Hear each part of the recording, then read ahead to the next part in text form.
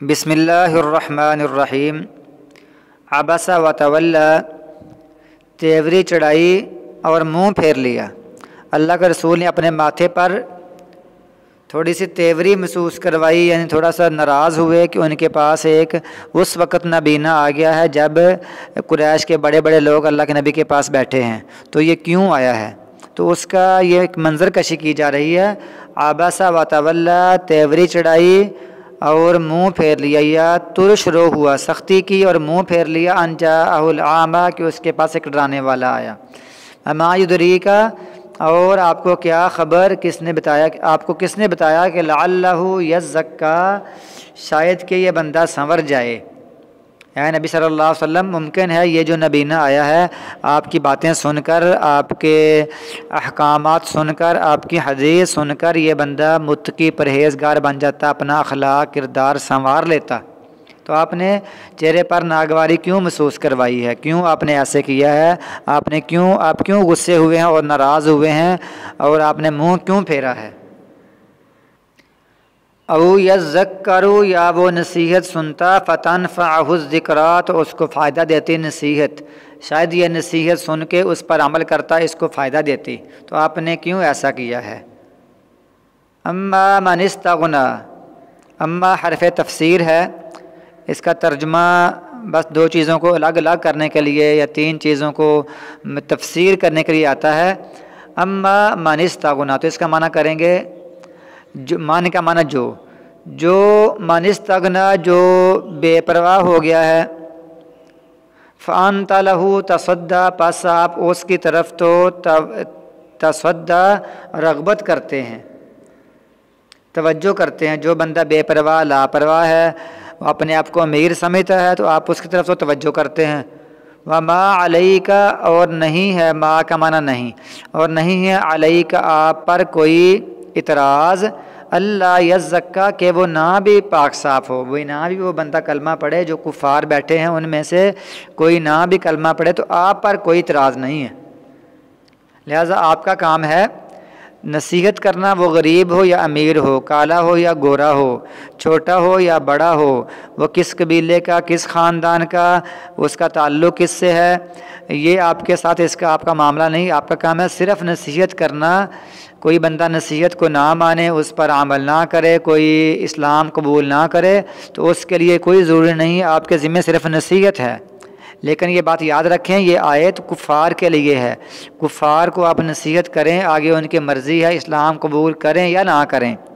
لیکن جو بندہ مسلمان ہے، اس کے لیے ہم نہیں کہہ سکتے کہ اس کی مرضی ہے یہ نماز پڑھے یا نہ پڑھے، اس کی مرضی ہے یہ فلاں کام کرے یا نہ کرے، نہیں۔ جب وہ دائرہ اسلام میں داخل ہو گیا، اسلام اس نے قبول کر لیا، پھر اس پر سختی بھی کی جائے گی، اس کو سزا بھی ملے گی، اس کے ساتھ ناراضگی کا اظہار بھی کیا جائے گا، اور اس سے تعلق اور دوستی اتنی رکھی جائے گی جتنا وہ دین پر عمل کرتا ہے۔ یعنی اسلام کے دائرہ کے اندر داخل ہونے کے لیے احکامات اور ہو جائیں گے۔ مثلا رسول اللہ صلی اللہ علیہ وسلم نے فرمایا، میرا دل کرتا ہے کہ اگر لوگ مسجد میں حاضر نہیں ہوتے نماز کے لیے، تو میں کسی سے کہوں کہ نماز کروائے، مصلی پر کھڑا کر دوں اور خود جا کر ان کے گھروں میں آگ لگا دوں، صرف بچے اور عورتوں کی وجہ سے میں ایسا نہیں کرتا، میرا دل کرتا ہے۔ تو لہٰذا جو اسلام میں داخل ہے اس کے لیے سختی ہے، اس کے لیے وعیدیں ہیں، اس کے لیے سختی ہے، استاد سزا دے گا۔ اسی طرح رسول اللہ صلی اللہ علیہ وسلم نے فرمایا ہے، جب بچہ 7 سال کا ہو جائے تو اس کو پیار سے کہو کہ نماز پڑھے، جب وہ 10 سال کا ہو جائے تو اس کو بستر بھی الگ الگ کر دو۔ چھوٹے بچے کا 10 سال کے اوپر کوئی بچہ، اس کا بستر الگ کر دو، وہ پھر کسی اور بچے سے، کسی اور بچی کے ساتھ ایک بستر پر، ایک چارپائی پر، ایک بیڈ پر نہیں سو سکتا، اس کو الگ کر دو۔ اور 10 سال کے بعد اگر نماز نہیں پڑھتا تو اس کو مار کر نماز پڑھاؤ۔ تو یہ مار کر الفاظ ہیں نا، یہ ثابت کرتے ہیں کہ جو بندہ دائرہ اسلام میں داخل ہو چکا ہے اس کے لیے سختی ہونی چاہیے، اس پر سختی ہونی چاہیے۔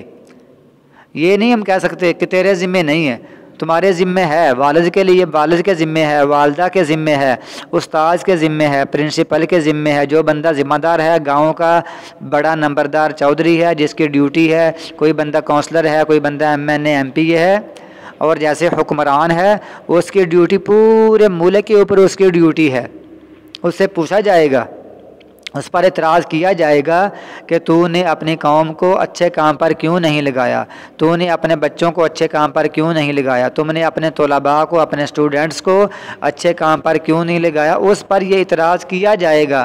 جیسے کیونکہ رسول اللہ صلی اللہ علیہ وسلم نے فرمایا الا کلکم مسئول و کلکم مسئول عن رعیتہ، تم میں سے ہر بندہ ذمہ دار ہے اور اس کی ذمہ داری کے بارے میں پوچھا جائے گا۔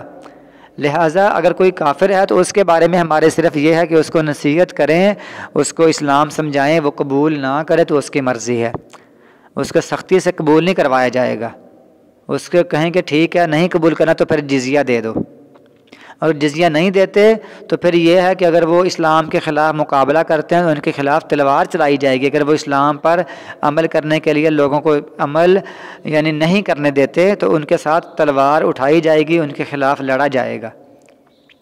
اسی طرح استاد سے بھی، استاد بچوں پر سختی کرے گا نمازوں کے لیے، اذکار کے لیے، اور جو ساری تربیت کے معاملات ہیں ان پر سختی کی جائے گی، وہاں مرضی نہیں چلے گی۔ وَأَمَّا مَنْ جَاءَكَ يَسْعَىٰ، اور جو آپ کے پاس آتا ہے دوڑتا ہوا، وَهُوَ يَخْشَىٰ، اور وہ ڈرتا ہے، فَأَنْتَ عَنْهُ تَلَهَّىٰ، پس آپ، انت کا معنی آپ، عنہ اس سے، عن کا معنی سے، ہو کا معنی اس، یاد رکھیں ہو کا معنی ہوتا ہے اس، ہا الف ہا کا معنی بھی ہوتا ہے اس، ہا الف ہا مؤنث کے لیے، ہو ہوتا ہے مذکر کے لیے، تو اس کے بارے میں تلہا، پس آپ اس سے غفلت برتتے ہیں۔ کل ہرگز نہیں، ایسا نہ کرو، انہا تذکرہ، بے شک یہ تو ایک یاد دہانی ہے، یہ تو ایک نصیحت ہے، قرآن پاک دین نصیحت ہے، یاد دہانی کے لیے ہے۔ فمن شاء ذکرہ، پس جو چاہے ذکرہ اس کو یاد کر لے، یا اس سے نصیحت حاصل کر لے، نصیحت لے لے یا اس کو یاد کر لے۔ فی صحف مکرمہ، یہ تو عزت والے صحیفوں میں ہے، یہ ان صحیفوں میں ہے جن کی بڑی عظمت ہے، جن کی فضیلت ہے، یہ عزت والے صحیفوں میں ہے۔ مرفوعۃ مطہرہ، جو بڑے بلند و بالا ہیں، مطہرہ یہ پاک کیے ہوئے ہیں، یہ پاک صحیفے ہیں، یہ عزت والے ہیں، یہ بلند و بالا ہیں، یہ مرتبہ مقام والے ہیں۔ تو جو چاہے اس کو یاد کرے، نصیحت لے لے اس سے۔ بیدی سفرہ، یہ ان ہاتھوں میں ہے جو ہاتھ سفرہ لکھنے والے ہیں، ان ہاتھوں میں ہے، یہ فرشتوں کے ہاتھوں میں ہے، کرام بررہ، جو بڑے معزز ہیں، بررہ جو بڑے نیک ہیں، جو بڑے نیک بڑے معزز ہیں، یہ ان کے ہاتھوں میں ہے۔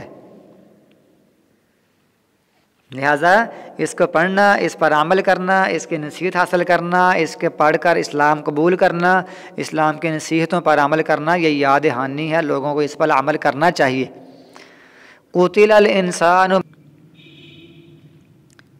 انسان برباد کر دیا، جتنا ہی وہ کفر کرتا ہے، اس کو کس چیز سے اس نے پیدا کیا؟ ایک قطرے سے اس کو پیدا کیا، اس کا ٹھیک ٹھاک اندازہ کیا، پھر رستہ اس کے لیے آسان کر دنیا کے سارے رستے، 2 ہاتھ ہیں، 2 پاؤں ہیں، آنکھیں ہیں، یہ ساری چیزیں اور باقی جو دیگر اس کے معاملات ہیں، اس کے اوزار وغیرہ کام کرنے کے، سب اس کے لیے آسان کر دیے۔ ثم اماتہ فاقبرہ، پھر اس کو مار دیا، پھر اس کی قبر بنا دی۔ ثم اذا شاء انشرہ، پھر وہ جب چاہے گا اس کو اٹھا لے گا۔ کلا ہرگز نہیں، لما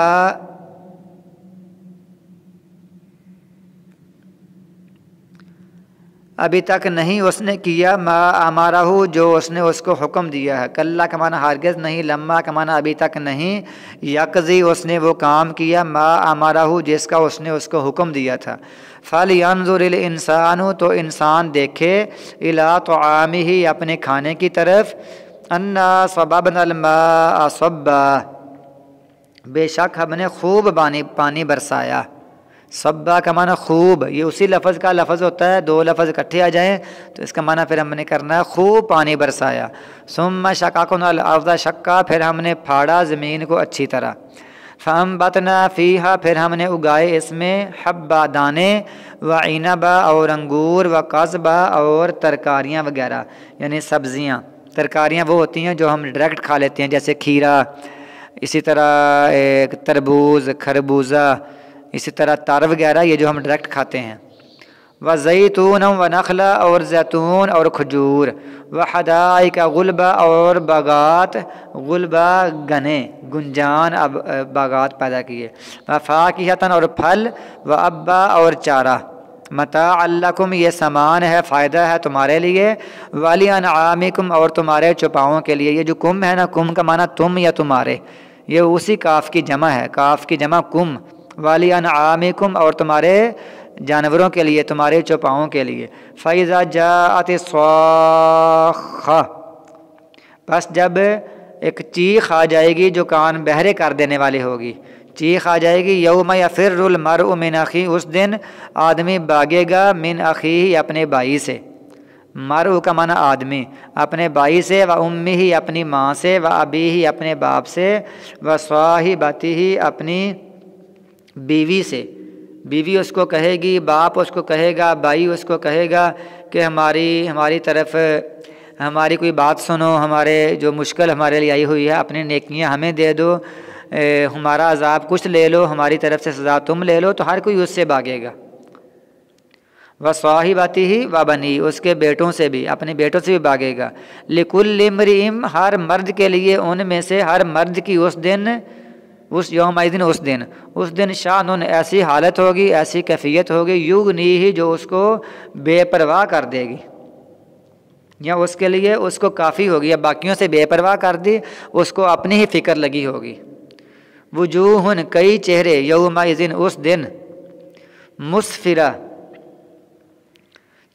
تر و تازہ ہوں گے، یا مسفرہ کا معنی خوب روشن ہوں گے، مسفرہ صبح کی طرح روشن ہوں گے، ضاحکۃ ہنستے ہوئے ہوں گے، مستبشرہ حشاش بشاش ہوں گے، ووجوہ اور کچھ چہرے، یومئذ اس دن، علیہا غبارہ اس پر غبارہ گرد و غبار ہوگی، غبار آلود ہوں گے، ترہقھا قطرہ چڑھی ہوگی ان پر، قطرۃ سیاہی، چہرے کالے سیاہ ہوئے ہوں گے، اولئک ھم الکفرۃ الفجرہ یہی لوگ ہیں جو کافر ہیں، الفجرہ جو فاسق ہیں، جو بد کردار ہیں، یہ وہ لوگ ہیں۔